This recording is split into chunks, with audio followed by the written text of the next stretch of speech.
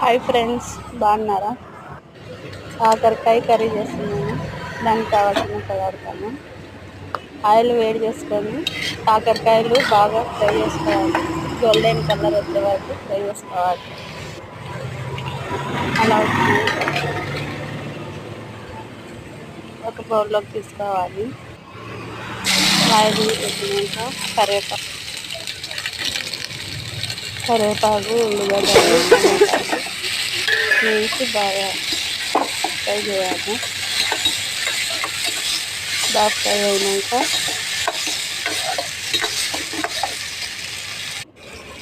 దాంట్లో పసుపు తగినంత,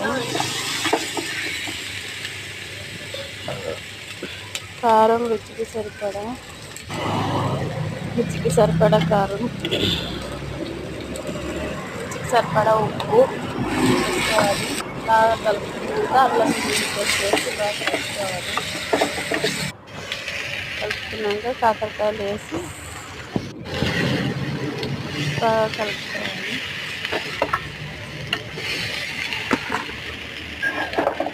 బాగా కలుపుకున్నాక 2 నిమిషాలు పెట్టేసుకోవాలి.